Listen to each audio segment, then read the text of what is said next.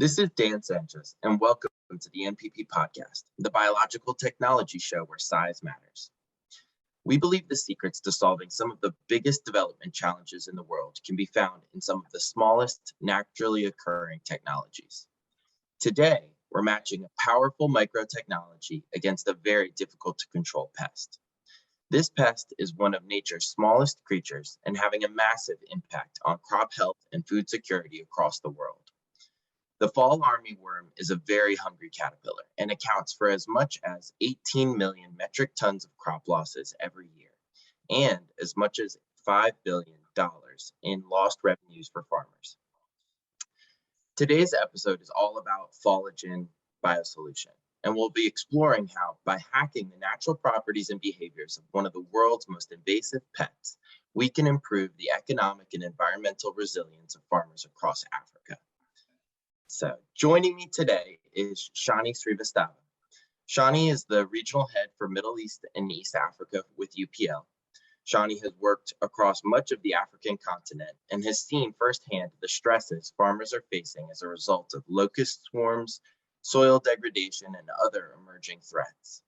In a market that will need to feed almost half of the global population by 2050, Shanni is central to the efforts to deliver macro impact through micro interventions at the farmer level. So welcome, Shanni. Thank you, Dan. Can you tell us a little bit about the history of Fall Armyworm and the damage that's been inflicted upon crops and farmers in Africa since it's arrived? Right, Dan. And I think it's, if you really look Fall Armyworm in Africa, it all started in 2016. And at that point of time, actually, it arrived in West Africa, Western Central Africa, and I happened to be there in Nigeria at that point of time. Actually, I moved as a country head from UPL headquarters, and that's where we heard about it, and there was a lot of noise. And in 2017, it was already there in the 25 countries in Africa continent, and today it's being reported in 44 countries today. So if we really talk about the impact, we know that Fall Armyworm is a voracious feeder, and it causes immense losses, on the crop. We know that maize is the primary is a major crop where most of the damages are happening, but it can transfer to many other crops. So maize and sorghums are the two primary crop, which is I would say that most of the Africa continent grows it. And if we really talk about maize only, I would say that approximately 36 million hectare, which is grown, and 300 million farmers are dependent on it. So can you imagine the food security losses? And I won't talk about in terms of figure, but if you really see that average consumptions in Kenya, I would say, for example, is 60 kg per annum, and a Fall Armyworm can impact the yield losses up to 40%. And so I leave up to the imagination to the kind of damages it can cause actually. So yeah. It's massive. So the reason where we live actually, I would say that the central and east part of Africa, because of the whole climatic conditions, these regions are more prone to the Fall Armyworm impact. This is real for us here actually. And when it first arrived, what were some of the solutions that you had to tackle Fall Armyworm? So we had been basically dependent upon we had a more of a synthetic based chemicals here, which we had been which had been basically used by the farmers. So and in fact we had two very important solutions, orthene and dimeline, one of our product which we were traditionally controlling Fall Armyworm, and it's also still a major product for a farmer when multiple kind of pest attacks on the farm, like stem borer and Fall Armyworm, and those kind of situations. Our product like orthene really makes a lot of relevance for the farmer. But we also know that the kind of pests we are talking about, only relying on the synthetic pesticide will not be an answer. It not be sustainable. So we had been looking for this sustainable solutions, and which we are talking about today, Foliage, and we see that this could be one of the very interesting sustainable solutions to control the Fall Armyworm today. Excellent. So tell me more about it. How does it work in the field? Yeah. So if you talk about Foliage, I think we introduced Foliage in the last year, and our focus had been a kind of both commercials, bringing the product commercially, and also parallelly we also did a lot of trials on the ground. And what we have observed, what we have seen the Foliage in, that if you use the product at the right time, if you do a proper scouting, initial scouting, because early control is very, very important for Foliage. And if you do the proper scouting and during the infestation stage, if you apply Foliage, one or 2 to 3 spray, and we have seen that it actually gives you result very very close to the synthetic insecticide. So the kind of a control you see with any conventional insecticide, that kind of a control you see with Foliage. 2 to 3 spray, and it does an amazing job. And then we call it a very specific virus, and people will be able to relate now because of the whole COVID which we have gone through. And it's a very specific virus, Spodoptera frugiperda, we say that polynuclear virus, which is very specific for this particular pest, and it's just very selective to this particular species actually. And the technology is amazing actually. I love this technology because you are actually AZBTech as a product, like this Foliage as a product actually, 7.5 billion of occlusion bodies, which we say that protein, and then any virus we're talking about a protein and a DNA, or which express the disease in the human bodies basically. So we are talking about 7.5 billion occlusion bodies, protein, which is virus, in a 1 ml of solutions. So you take that and you go and spray in the field. You basically causes a disease actually. So you go and spray, and it's very small volume, 50 to 150 ml, depends on the the disease pressure you have.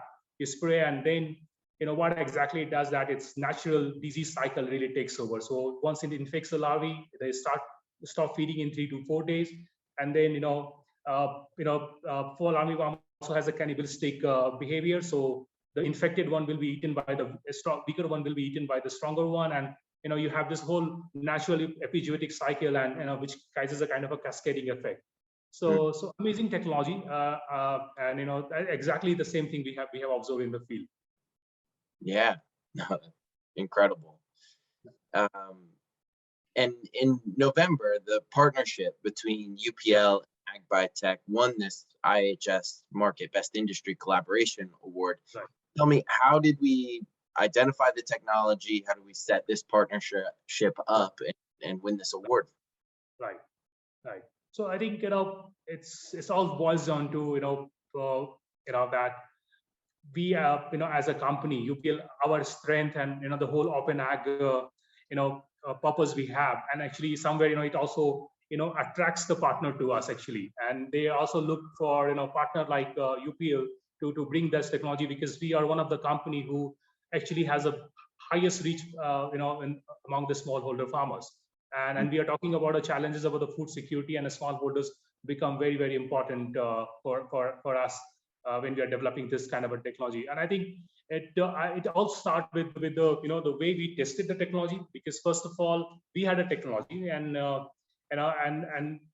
we actually partnered with the right kind of a very renowned esteemed institute, because and trying the product actually doing a pre-commercialization trial of this product. So we involved with IATA, CABI, FAO, and doing this whole pre-commercialization trial with in various agroclimatic zones, right from the Sudan to Zimbabwe to South Africa, Kenya, Nigeria, and really kind of bringing out those facts and those proofs that okay, this product actually works in various agroclimatic zones with these kind of a research partner. And then a collaborative afterward really also I would say that the way regulatory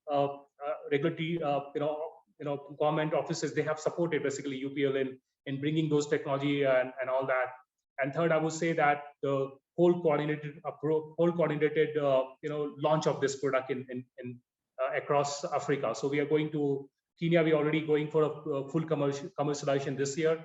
Zimbabwe is on that. IBC is already matured there. So, and then South Africa we are talking about. I believe Australia will be also coming, but not part of our continent. But yeah, so I think these are the various factors I would say, Dan. I think which has helped us to grab this award, bag this award actually.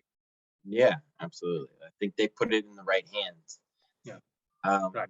So as you now see the different launches, some different countries, different environments, what are some of the benefits or results that you're seeing from real application in the field? Right. So what I'll do, I'll give you some of our experiences here in Kenya. So last year, what we did actually, we started introducing these products, Foliage basically to the farmers and also doing lot of trials basically. And during the initial trials, what we have observed that like I also told about, I think I will be repeating myself, but when we have tested the product and what we found that within 2 to 3 applications, we are seeing a complete field actually, a clean field. And now what we are also doing right now that we have also this Pro-Nativa program, maize Pro-Nativa program, which we have launched, and Foliage is also integral part of this whole program. So we are, what we are trying to do here is that we are bundling our synthetic insecticide along with our bio solutions like Copio, which will impact the soil health. We have Jiva, a soil moisture management technology, and we know that the small farmer and also the bigger commercial farms, they are facing a lot of problem around the because of the climate change, erratic rain. And then we have Fall Armyworm, Foliage. So, and all these things which I'm talking about are critical factors in the productions, Dan. So we are talking about water, which is a critical factor in the production. We are talking about soil health, which is basically a critical factors in the production. And because of the rising prices of fertilizer, Copio is also helping farmers somewhere. And we have seen that farmers were able to reduce 20% of the fertilizer doses usage of fertilizer with the Copio application. And we have a strong traction coming from the farmer around this whole Pro-Nativa maize package, which we are going under the full commercialization this year. And you mentioned the high concentration per milliliter of volume. Are you seeing any advantages in terms of applications?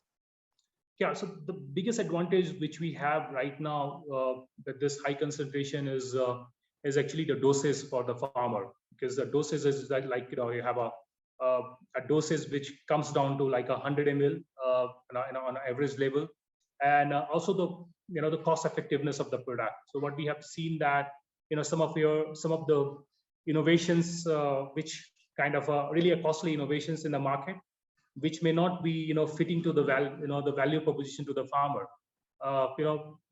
Foliage fits in there, so it's not like there's a bioinsecticide. It will be costly for a farmer, and that's the thing which I like about this, affordable for the farmer.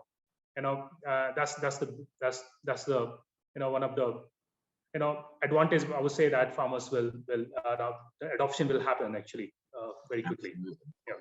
It's integral to sustainable agriculture, right? And farmer resilience in their economics it's one of the most important things.